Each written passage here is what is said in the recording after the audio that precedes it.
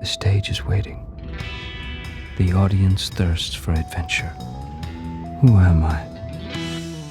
There are two types of people in this world. Those who love the movie Rango, and those who haven't seen it since they were 9 years old. Because what was once bizarre and confusing to me as a kid is now much more apparently just brilliant. Each time I rewatch Rango, it gets better than the last, and I think it's because the writing is just so clever. Clever in a way that makes jokes not just witty, but also true to the characters telling them. Clever in a way that uses action, not just as spectacle, but also as a tool for its narrative. Clever in a way that positions its villains as real, threatening challenges, and clever in a way that develops its lead character from fraud to hero. All that's to say, there's a lot to praise about Rango, and in this video, we're gonna cover it all.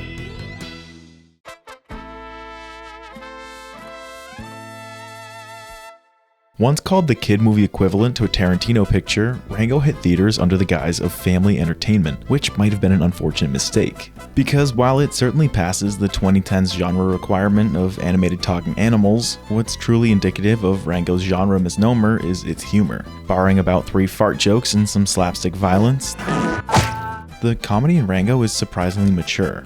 The rapid firing of jokes can make some easy to miss, which results in catching new ones every time I watch. That audience is quite responsive. Yeah, well, I think that chromosome pool's about dried up. It also rewards cultural awareness, giving more in-the-know audience members plenty of different references to chew on. Like this cameo from a previous Johnny Depp character. It's your turn to drive. This reference to the Wizard of Oz. Did you see that? And plenty more. But what I really love about the comedy in Rango is how it's grounded in the world building.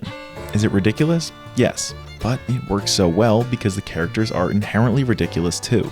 The townspeople of Dirt are distinguished by their exaggerated destitution, helpless naivety, and an honestly charming ignorance. It's a puzzle! It's like a big old mammogram! And perfectly tying all of these larger-than-life characters together is the most grandiose of them all, Rango.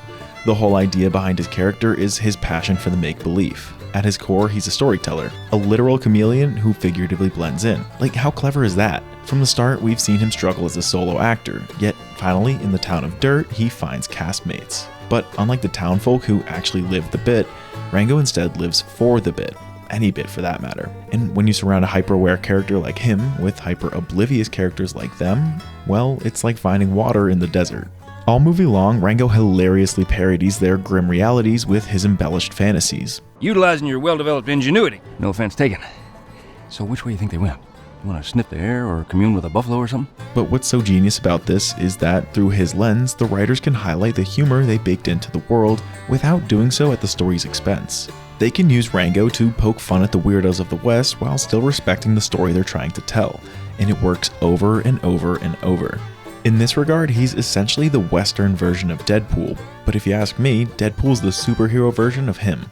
And while we're on that note of Deadpool, Rango also has a sort of unkillableness to him too. But what if I told you that this, and this, and this, weren't just coincidental plot armor, but instead all carefully thought out action sequences with real narrative weight?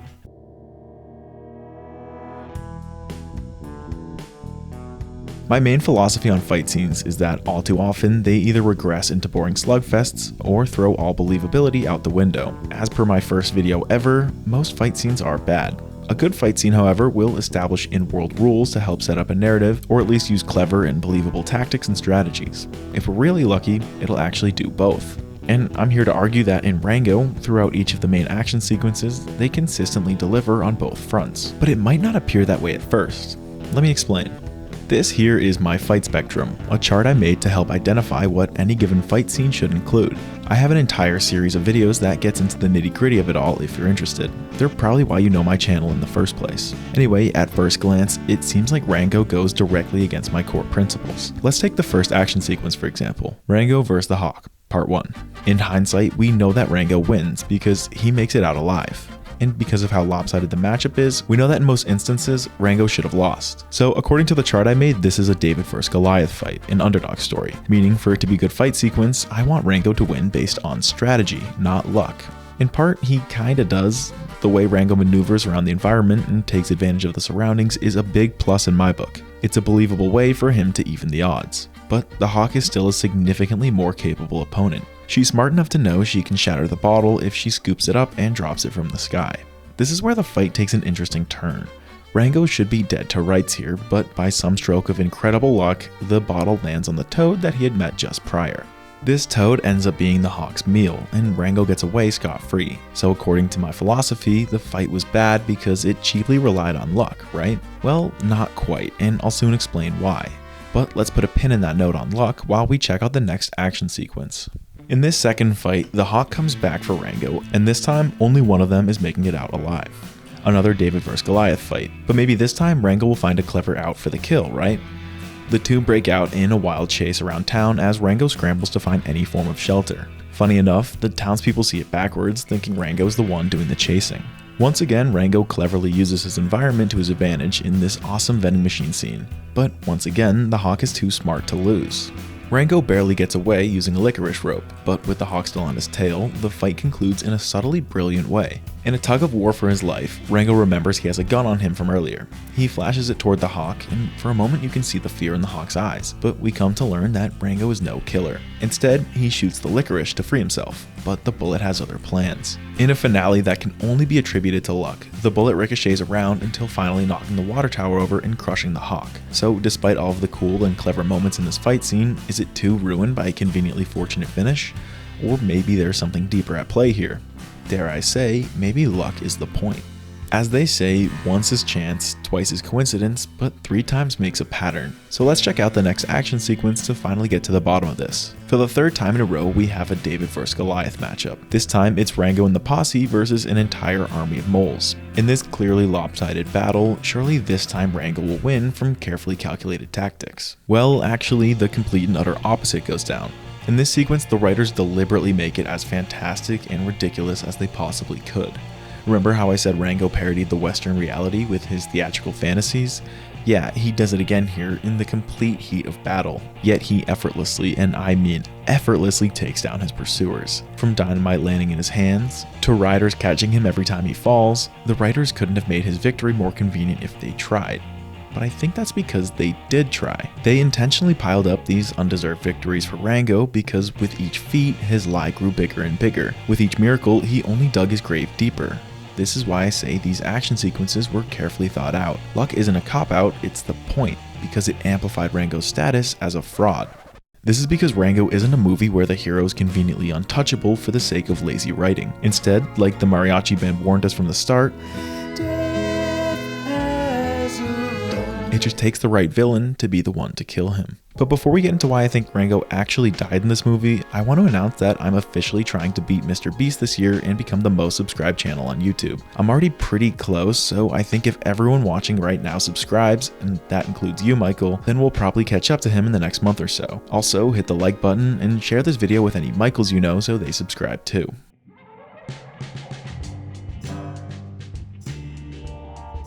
While grounded comedy and thoughtful action scenes are both big priorities on this channel, an equally important criteria of mine is the effectiveness of a story's antagonists. For this, I have an entirely separate chart and sub-series of videos to go with it. The main idea behind the chart, which I call the antagonist drill by the way, is that an antagonist should exist to target a specific aspect of the hero. Funny enough, I think we can highlight 3 different antagonists throughout Rango that each represent a different layer. The first and foremost layer is the obstacle antagonist. They target the hero's abilities, testing if they can do what the story asks of them. In a weird way, I think the red-tailed hawk does just this. By defeating the hawk in battle, no matter how fraudulent the victory really was, Rango proves himself fit to lead the town. It propels him into the position of the sheriff, becoming a beacon of hope for the town of dirt.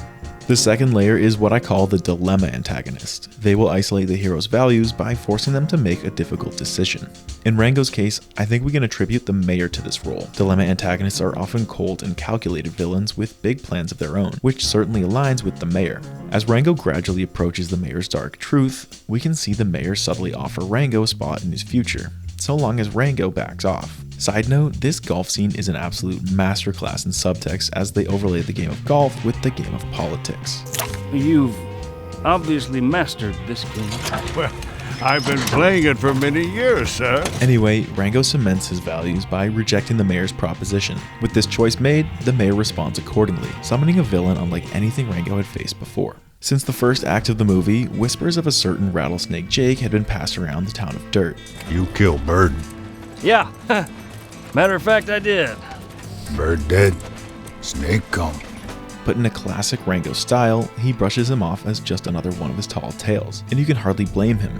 As we saw with the action sequences, the bigger the lie that Rango told, the more that fate would reward him. So with the talk of some big bad gunslinger, why shouldn't he just stick to the script? After all, he's the same guy who defeated the Hawk and all 7 Jenkins brothers with a total of 2 bullets. At this point, he's probably convinced himself he really can't die, which is what makes this next scene hit that much harder. The third and final layer of the antagonist drill are the mirror antagonists. They exist to expose a deep, inherent flaw in the hero. And when Jake gets word of all the rumors that Rango had been spreading, it signals a giant, gaping flaw in Rango just waiting to be exposed. Right as Rango wraps up some phony speech about being the town symbol of hope, he's interrupted with a barrage of bullets. Rattlesnake Jake has arrived. In a nod to the lies that Rango had told earlier, Jake offers him a glass of the venom that he allegedly drinks in his coffee. From here, every single word out of Jake's mouth and every single movement he makes is perfectly intentional, all meant to shred Rango's lies to pieces. In front of the entire town, he tears down everything that Rango had built up. To put the nail in the coffin, he gives Rango a free, clean shot because he knows Rango's a fraud who won't shoot, and he wants everyone to see. Now, with his deepest flaw exposed, what if I told you that Rango has effectively died? At this point, I want to ask you a trick question. What is this character's name? If you said Rango, you'd be dead wrong. When Beans first asked him who he was, he didn't have an answer because he doesn't actually have a name. In the bar scene, with his back against the wall, he did what any chameleon would do in defense. He blended in. On a whim, he created the alias Rango, a hell-raising, gunslinging, bona fide westerner. And for a while, this character Rango lived through him, but it never truly was him. And when Jake exposed the truth, the character Rango had died with the lies. All that remained was the man with no name. But sometimes, when a character lacks something, it indicates to us that the story's about them finding it.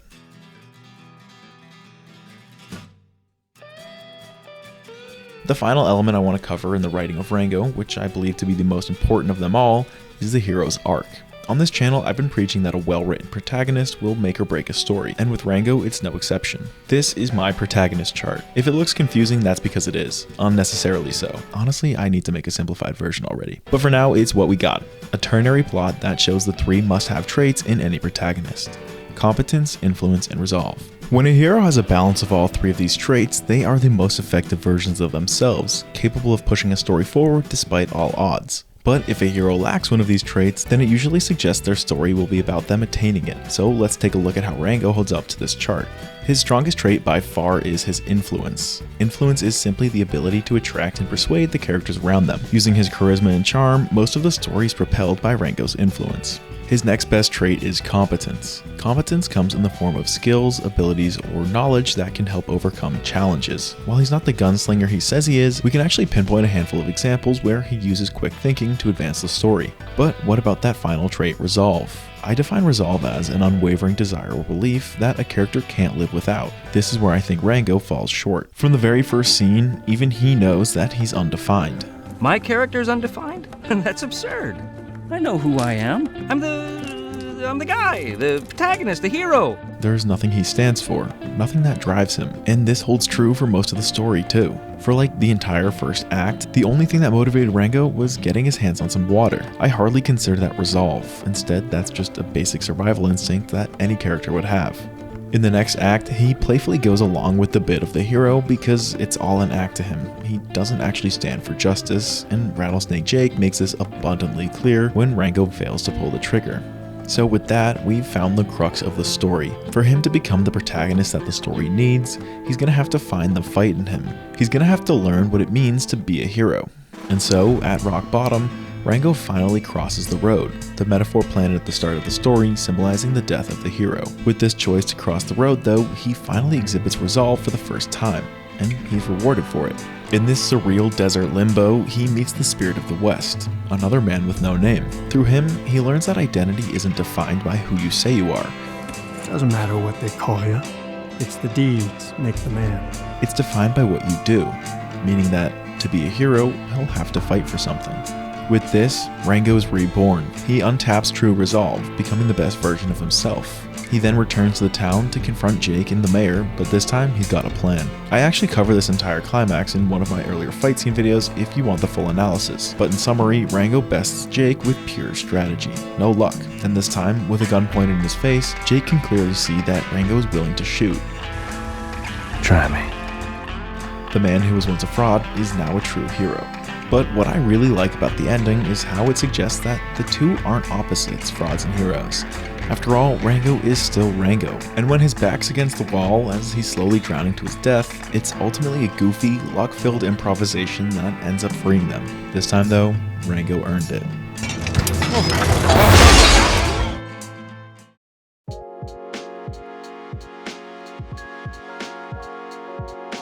So that's my full in-depth analysis on one of the most underrated movies of the last 15 years. If you like this type of analysis, let me know what other movies you want me to give my full attention to. This type of video is a lot more sustainable for my channel because I can't come up with new charts and criteria every time I watch something.